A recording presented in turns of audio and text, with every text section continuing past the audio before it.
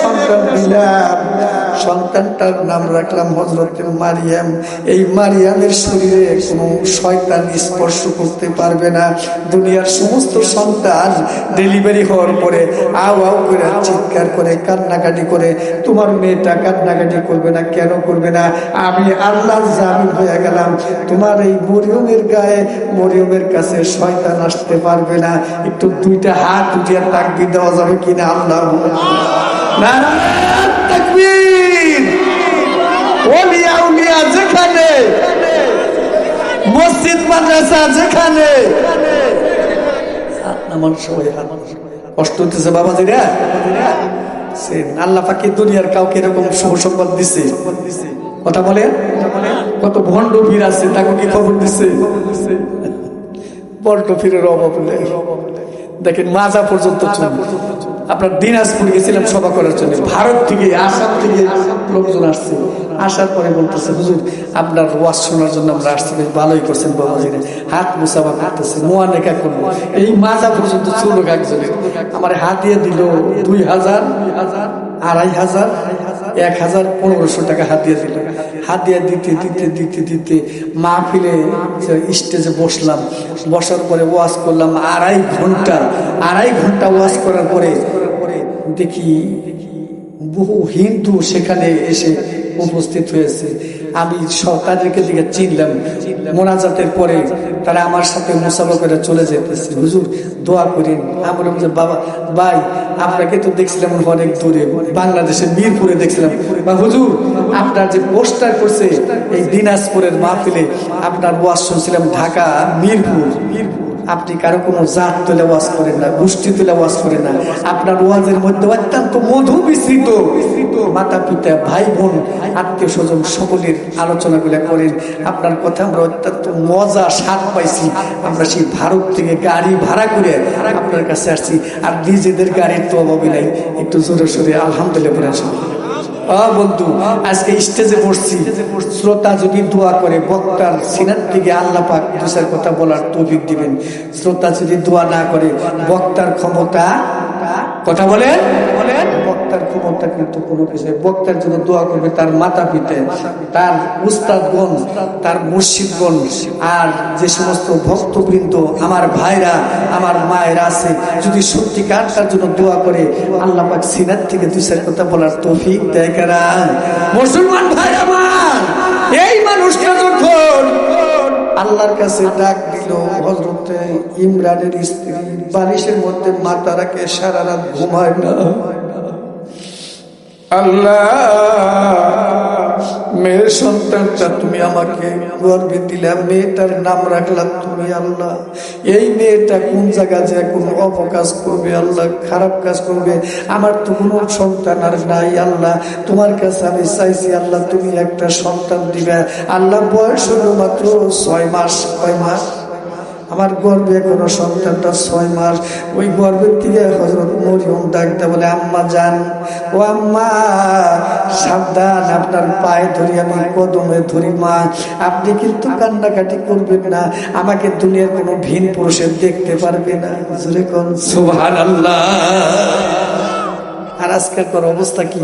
আমার মতন সুবি সাহেবের স্ত্রী যা মার্কেট করতেছে, হাজি সাহেবের মেয়ে যে মার্কেট করতেছে, হ্যাঁ মৌলানা সাহেবের মেয়ে যাইয়া করতেছে কি, ওই ভার্সিটিতে যায় ঘোরাঘুরি করতেছে। বাংলাদেশে আছে কি নাই? কথা বলেন বাবাজিরা। বন্ধুরা আমার, এমন পর্যায়ের মানুষগুলা যখন দেখতে থাকবেন আল্লাহর বান্দা বান্দিরা, আমি ওই দিকে কথাটা লম্বা করবো না ভাইয়ের আমার। হযরত মরিয়মের মা আল্লাহরে যখন ডাক দিছে, সেজদায় পড়ে গেছে, চোখের পানিগুলো টাস টাস করে ছেড়ে দিয়ে কাঁপতেছে। গর্ভের থেকে ডাক দিয়া, পেটের থেকে ডাক দেয়, বলে ওরে আল্লাহর আমার মা, আপনার চোখের পানি যদি আপনি ফেলে দেন, আমি সন্তান সহ্য করতে পারি না মা, আমি সহ্য করতে পারি না মা, আপনি তাড়াতাড়ি চোখের পানিগুলা মুছে ফেলুন। দুনিয়ার কোনো ভিন পুরুষ আমার আঙ্গি দেখতে পারবে না, আমার চেহারাটা দেখতে পারবে না। আমি মরিয়মের জামিন হয়েছে কেরা? আর একটা আসতে বলেন কেরা? মা আপনার কোনো ভয় নাই, লা তাখাফ ওয়ালা তাহজান। মা গো আপনি কোনো চিন্তা করবেন না, কোনো ভয় করবেন না। আমার আল্লাহ যখন জামিন হয়ে গেছে, আপনার চিন্তা করতে হবে না, আপনার কষ্ট করতে হবে না গো মা। ডাক দিছে মাওলা রে, হযরতে মরিয়মের মা সারা রাত ঘুমায় না, তাহাজ্জুদ নামাজ পড়ে, মাওলার জিকির করে, মানুষের সেবা করে, মানুষকে খাওয়ায়। ও বন্ধু, আজকাল দেখেন অনেক ধনাঢ্য ব্যক্তি আছে, crore crore billion billion million টাকার মালিক হয়েছে, কিন্তু আল্লাহর ঘর মসজিদে দান করে না। এরকম লোক মনে হয় দেশে নাই। হ্যাঁ বলেন কি আপনারা? আমি তো ভাবছিলাম যে দানবীরই বেশি বাংলাদেশের মধ্যে। একটু মোহাম্মত আমার আল্লাহরে ডাক দেন, আল্লাহ আল্লাহ আল্লাহ আল্লাহ আল্লাহ। একটু আইডিয়া বসলে ভালো যাবে, একটু আইডিয়া বসে জিকির করতে। সামনের দিকে আছে, সামনের দিকে আছে, পিছনের ভাইরা সামনের দিকে আছে, সামনের দিকে। আল্লাহ আল্লাহ আল্লাহ আল্লাহ।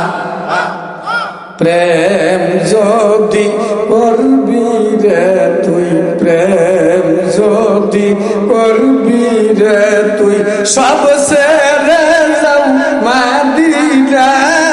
প্রেমের নবী যেই দেশে ঘুমায়, আমার দয়ার নবী মদিনায় ঘুমায়।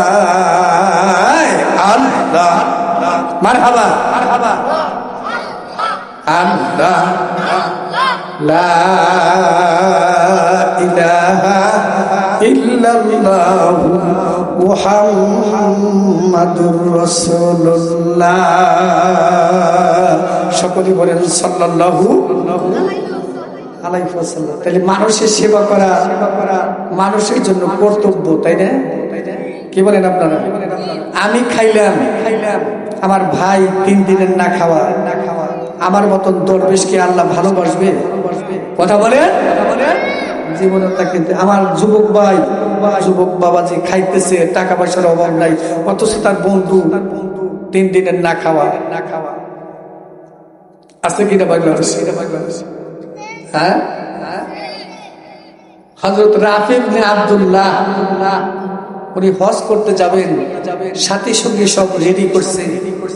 রেডি করার পরে ডাক দেয়, বলছে বাবা হজ কাফেলা আগামী শুক্রবার হজরের নামাজ পড়ে ইনশাআল্লাহ আমরা হজে যাব, আপনারা সবাই রেডি থাকবেন।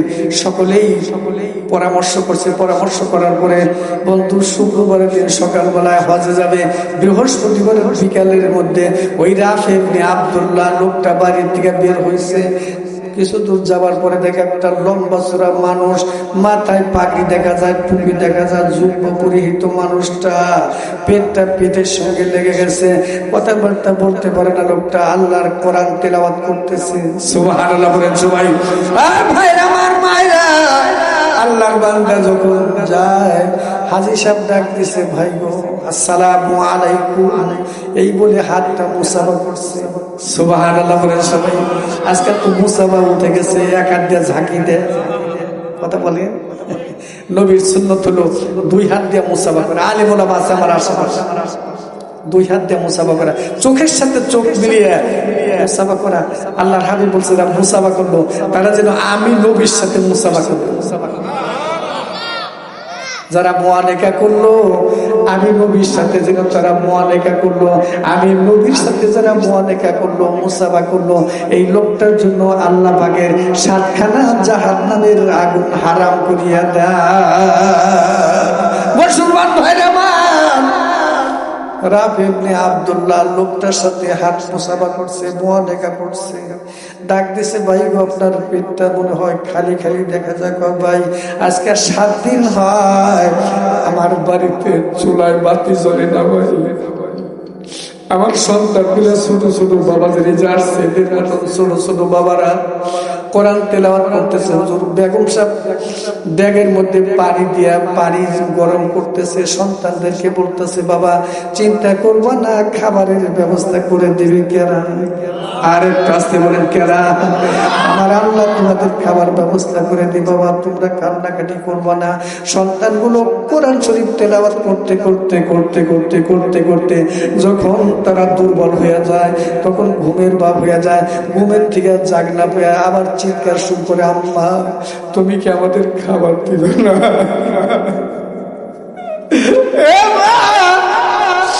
আজকে কয়েকদিন হয় পেটে খাবার নাই, তুমি কি খাবার দিবে না? সন্তানগুলা চিৎকার করতেছে, মাকে ডাক দিছে, মার কলিজায় সহ্য হবে কি হবে না মায়েরা, মা পাগলের মতন হয়ে গেছে। বাবা বাড়ির থেকে বের হতে যাচ্ছে, লোকটা বলতেছে বাবা আপনি বাড়ি চলেন, যে আপনার বাড়িতে যাইয়া দেখে ছোট ছোট বাচ্চাগুলো বন্ধু স্যাঙ্গার মতন দাবিয়া দাবিয়া চিৎকার করতেছে। কিছুক্ষণ পরে আবার আল্লাহ পাকের কোরআন তেলাওয়াত করতেছে, আউযু বিল্লাহি মিনাশ শাইতানির রাজিম আর রহমান আল্লামাল কুরআন খলাকাল ইনসানা আল্লামাহুল বায়ান।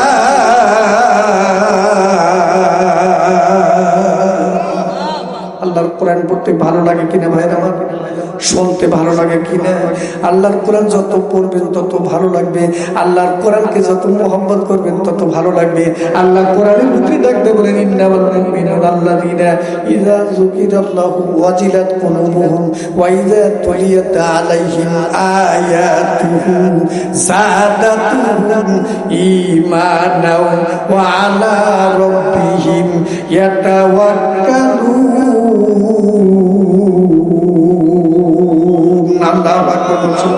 আল্লাহ বলেন নিশ্চয়ই যারা ইন্নামাল মুমিনুনা আল্লাযীনা, যখন আমার মুমিন বান্দা বান্দীরা আমি আল্লাহ পাকের জিকির করতে থাকে, মুমিনেরা জিকির করে না? হ্যাঁ, আল্লাহরে ডাকতে থাকে, যখন আমি আল্লাহ পাকের জিকির করতে থাকে ওই মুমিন বান্দার কলবটা বলের মতো ছটফট ছটফট করতে থাকে। আমি আল্লাহকে পাওয়ার জন্য, কারে পাওয়ার জন্য? আমি আল্লাহকে পাওয়ার জন্য। আর মুমিন বান্দা যখন কোরআন তেলাওয়াত করে ওই লোকটার দিলের ভিতরে আমি আল্লাহর রহমত বর্ষণ করতে থাকি, ওই লোকটা আমার জন্য পাগল হতে থাকে। বন্ধু মুসলমান, এই সন্তানগুলো আল্লাহর কোরআন পড়ে, আর মার উপরে কোরআন, বাবাও কোরআন পড়ে, আমার মালিকেরা ডাকতে থাকে। বন্ধু লোকটা দেখার সঙ্গে সঙ্গে ওই যে গরিব মানুষটারে বাড়িতে নিয়ে বলছে বাবা চলেন যাই। বাজারে চলে গেছে, বাজারে যাওয়ার পরে এক বস্তা চাউল কিনছে, এক বস্তা আটা কিনছে, এক বস্তা চিনি কিনছে, আরো টাকা পয়সা যা লাগে সব টাকা পয়সা গুলো দিছে লোকটার হাতে। বাবা এই যে খাবার গুলো দিলাম সন্তানকে তাড়াতাড়ি খাওয়াইতে থাকুন, গরম পানির মধ্যে আটাগুলো তাড়াতাড়ি ছেড়ে দিয়ে তাড়াতাড়ি রুটি তৈরি করছে। রুটি তৈরি করার পরে ওই হাজী সাহেব সহযোগিতা করছে, সহযোগিতা করার পরে ছোট ছোট বাচ্চাগুলার যখন খাবার দিছে বাচ্চাগুলা খায় আর আল্লাহর কোরআন পড়তে থাকে। জোরে কোন সুবহানাল্লাহ। আল্লাহর কোরআন পড়ে আর এই বাচ্চাগুলো বন্ধু কোরআনের দিকে তাকায়। কোরআনের পাখি কেমন পাখি বন্ধুরা, আমার বাবাজিরা, আমার মায়েরা, আজকাল দেখেন অনেক ঘরের ভিতরে ছেলের বউরা কোরআন তেলাওয়াত করে, আছে কি নাই? হ্যাঁ, আগে দেখছি আমাকে মা চাষিরা কোরআন তেলাওয়াত করছে, ভাইরা কোরআন তেলাওয়াত করছে।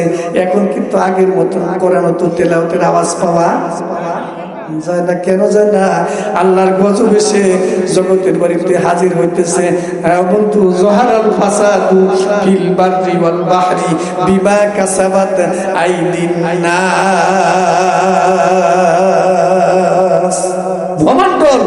নবমণ্ডলে আমি আপনি যা কিছু কামাই করতেছি ওই কামাইয়ের ফল আজকে আমার আপনার জগতের বাড়িতে পাঠিয়ে দিতেছেন আল্লাহ। যখন আমি সবকিছু ছেড়ে দিছি আল্লাহর রহমত থেকে গজব আসা শুরু হয়ে গেছে। একটু জোরে সোরে নাউজুবিল্লাহ পড়া যাবে, নাউজুবিল্লাহ। ও বন্ধু আমি ওই দিকে কথাটা লম্বা করবো না। আল্লাহর বান্দা এই মানুষটারে খাবার দিছে, খাবার দেওয়ার পরে ডাক দিছে ভাই গো সন্তানের মুখে হাসি দেখা যায়, বেগম সাহেবের মুখে হাসি দেখা যায়, ওই লোকটার মুখেও হাসি দেখা যায়। এক প্লেটের মধ্যে স্বামী স্ত্রী বসছে, দস্তরখান বিছাইছে, স্বামী স্ত্রী খাওয়াইয়া দিছে, স্ত্রী স্বামীরে খাওয়াইয়া দিছে। খাওয়াইয়া দেওয়ার পরে তাকিয়ে তাকিয়ে দেখতেছে আমার আল্লাহ পাকের বান্দাদের মুখে কত হাসি দেখা যায়। বন্ধুর আমার, আল্লাহর বান্দা ডাক দিয়ে বলছে, ভাই গো আপনি শুনুন, আপনার কাছে একটা কথা আমি বলে দিই। ভাই কি কথা? ওই ভাই এই যে আমার তহবিলের মধ্যে যতগুলা টাকা ছিল সমস্ত টাকাগুলো আপনাকে দিয়ে দিলাম ভাই, সমস্ত টাকাগুলো আপনি সন্তানদেরকে খাওয়াবেন, এরপরে যদি টাকা কম পড়ে যায় আপনি আমার বাড়িতে আসবেন। একটু জোরে সোরে পড়া যাবে কিনা? আল্লাহু আকবার, লা ইলাহা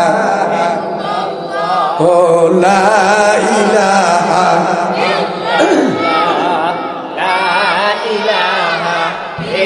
বসেন বাবারা, সবাই বসে, লা ইলাহা ইল্লাল্লাহ।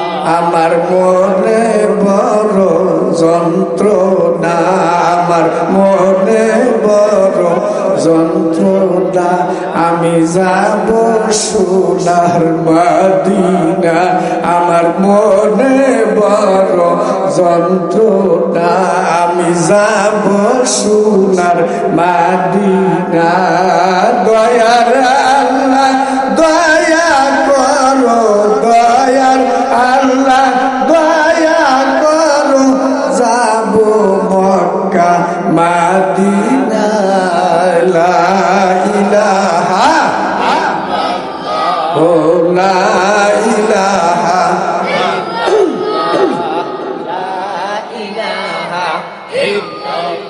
লা ইলাহা ইল্লাল্লাহু মুহাম্মাদুর রাসূলুল্লাহ। সকলে পড়ে সাল্লাল্লাহু আলাইহি ওয়াসাল্লাম। কষ্ট হইতেছে বাবাজির আপনাদের? পিছনের বাবাকে বলে কষ্ট হইতেছে, তাই না? হ্যাঁ, চলবো কি কিছুক্ষণ? আল্লাহর বান্দা টাকার হজ করতে যত টাকা লাগে তৎকালীন সমস্ত টাকাগুলো তহবিলের মধ্যে বেঁধে ওই গরিব মানুষটা সন্তানগুলো কোরআনের পাখি বলে লেখাপড়া করতেছে, তাদেরকে দিয়ে দিছে। বাবা এই যে আপনার তহবিলটা আপনাকে দিলাম, তারপর যদি টাকার প্রয়োজন হয় আপনি আমার বাড়িতে যাবেন। আমি জগতে না থাকলে আমার সন্তানগুলো জগতের বাড়িতে আছে, আমার পড়শি আছে, তারা আপনাকে টাকা দিবে। তবে বাবা আপনার কাছে আমার একটা করজোরের দরখাস্ত, আপনি আমার জন্য দোয়া করবেন, আল্লাহ যেন আমার দিলের আশাটা পুরা করে। সুবহানাল্লাহ। বন্ধু এইটা বলার পরে লোকটা চিৎকার দিচ্ছে, আল্লাহ তোর কাছে আমার কিছু চাওয়া নাই পাওয়া নাই। আল্লাহ আমি মক্কা মদিনা হজ করতে যাব আল্লাহ, কিন্তু যেতে পারলাম না। আল্লাহ তোমার একটা গরিব মানুষ, আল্লাহ নিরীহ মানুষ সন্তানদেরকে লেখাপড়া করাইতেছে। আল্লাহ মসজিদে যায় নামাজ পড়ে সন্তানগুলো, বাবাও নামাজ পড়ে।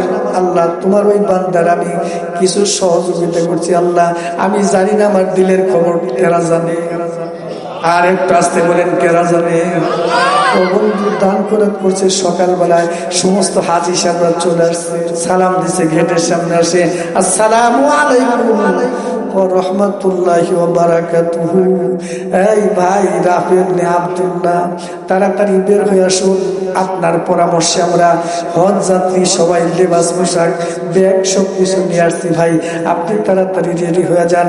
লোকটা সালাম দিয়েছেন, সালাম দেওয়ার পরে গেটটা খুলে দিছে, খুলে দেওয়ার পরে ভিতরে প্রবেশ করাইছে, সকলকে শরবত খাওয়াইছে, খেজুর খাওয়াইছে। খেজুর খাওয়ানোর পরে ডাক দেয় বলছে, ভাই গো আমার জন্য একটু দোয়া করবেন আপনারা, এই বছর আমার হজে যাওয়া সম্ভব হইতেছে না, আমার একটু সমস্যা আছে। কি আছে? আমার একটু সমস্যা আছে ভাই, আমার জন্য আপনারা দোয়া করবেন। সমস্ত লোকদের মুখটা কালো হয়ে গেল এই লোকটার উসিলায়, এই লোকটার পরামর্শ আমরা হজে যাব, অথচ লোকটা না করতেছে। হাই রে কি ব্যাপার, কি হলো? এইটা বলার পরে ও বন্ধু সমস্ত হাজি সাহেবরা বলল, ভাই আপনি যদি না যান কিছু করার নাই, ঠিক আছে আমরা চললাম। সমস্ত হজ কাফেলা রওনা করছে, যাইতে যাইতে যাইতে যাইতে পায়ে হেঁটে হজ করতে যাচ্ছে। বন্ধু মক্কাতুল মুকাররমায় যখন চলে গেছে, যাবার পরে লোকগুলা মক্কার ঘরে যে নামাজে দাঁড়াইছে, নামাজে দাঁড়ানোর পরে নামাজ শেষ করছে।